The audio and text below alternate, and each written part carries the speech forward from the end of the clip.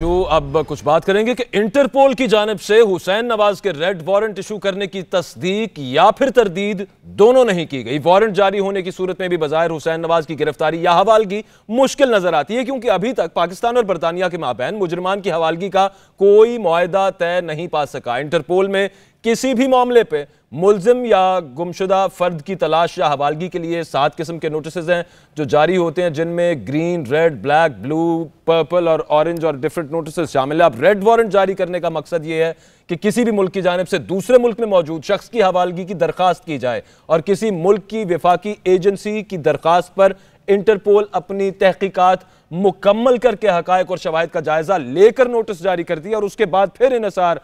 मकामी पुलिस और अदालतों पर और कवानीन पर किया जाता है। असलम शेख साहब हमारे साथ मौजूद हैं, बरतानवी कवानीन के माहिर हैं। बहुत शुक्रिया शेख साहब, आपने वक्त दिया। ये फरमाइएगा कि अब जब इंटरपोल ने हुसैन नवाज की अभी तक तो ना तरदीद की है ना तस्दीक की है कि रेड वारंट जारी किए गए हैं या नहीं किए गए, एक लिस्ट है 1500 लोगों की, उसमें से सिर्फ 700 का उन्होंने बताया कि वारंट जारी हुए हैं। तो क्या प्रोसीजर होगा अगर रेड वारंट जारी हो जाते हैं इंटरपोल की तरफ से हुसैन नवाज के, उनको वापस पाकिस्तान लाने का यूके के कवानीन के तहत?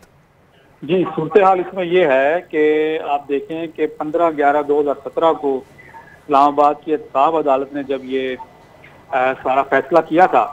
और उसमें हुसैन नवाज और हसन नवाज को उन्होंने इश्तिहारी करार दिया था, तो उसके बाद से हमारी जो FIA है उन्होंने इंटरपोल से रब्ता किया था। इंटरपोल का जो प्रोसीजर है उसके मुताबिक ये है कि वो कोई भी मामला जो सियासी नोयत के हों उनसे जरा दूर रहकर सारे डिसीजन करते हैं। और अनफॉर्चुनेटली हमारी जो एजेंसीज हैं और हमारी जो गवर्नमेंट है और कानून नाफिज करने वाले इदारे हैं वो इंटरपोल को इस मामले में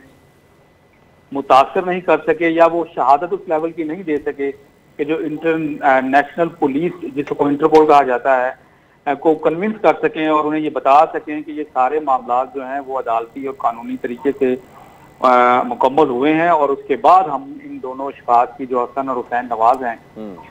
इनकी हवालगी चाहते हैं। इस मामले में इन्हें यहाँ पर सेटबैक हुआ है और आप यहाँ पे ये इम्प्लाई कर रहे हैं शेख साहब, कता कलामी की माजरत, आप यहाँ पर ये इम्प्लाई करना चाह रहे हैं कि पाकिस्तान की जो एजेंसीज हैं उन्होंने अपना केस सही तरीके से पुट नहीं किया वहाँ पे? जी बिल्कुल ऐसा ही है। इंटरनेशनल लेवल पर देखें एक सिनेरियो जो है वो ये बिल्ड हो चुका है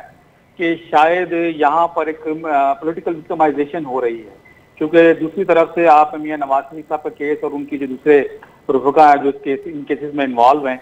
उनकी तरफ से एक स्ट्रॉन्ग नैरेटिव दिया जा रहा है कि उन्हें पॉलिटिकल विक्टिमाइजेशन हो रही है और इस मामले में। और दूसरी बात सर वो तो पॉलिटिकल विक्टिमाइजेशन का कह रहे हैं। मेरी छोटी सी सवाल आप ये सुन लीजिए कि जो अनएक्सप्लेन्ड वेल्थ ऑर्डर यूके में पास हुआ, उसके बाद एमनेस्टी इंटरनेशनल खुद ये यूके की गवर्नमेंट को कह चुकी है, रेकमेंड कर चुकी है 5-6 केसेस के ट्रायल के तौर पे आप इनको स्टार्ट किया जाए। उनमें नवाज शरीफ साहब का केस भी शामिल है। नवाज शरीफ साहब ना यहाँ पे कोई मनी ट्रेल दे सके हैं, वहां पर एमनेस्टी इंटरनेशनल ये कह रही है कि भाई इनको भी जरा ट्राई करके देखें, ये एक प्राइम केस बन सकता है। उसके बावजूद हमारी एजेंसी सबूत देने में नाकाम है। जी मैं अर्ज करता हूँ, लास्ट ईयर आप ही के चैनल पर मैंने ये अर्ज की थी कि अनएक्सप्लेन्ड वेल्थ ऑर्डर का प्रोसीजर बिल्कुल अलग है, वो एक यूके की जुरिडिक्शन बनेगी, बरतानिया की अदालतें वहां पर इन्वॉल्व होंगी और एक अलहदा से आपने लंदन हाई कोर्ट में एक एप्लीकेशन देनी है और उसका प्रोसीजर, ये जो रेड वारंट का प्रोसीजर ये बिल्कुल अलहदा है। रेड वारंट का प्रोसीजर ये बेस किया है जो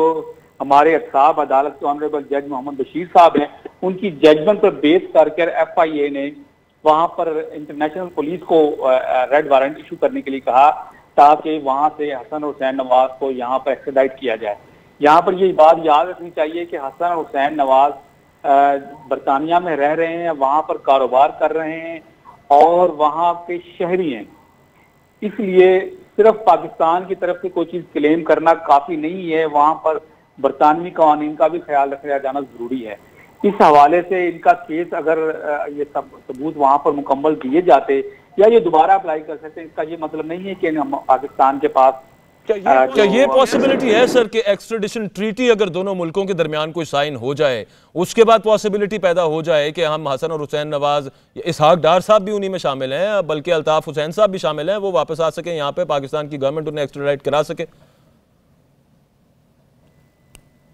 अकरम शेख साहब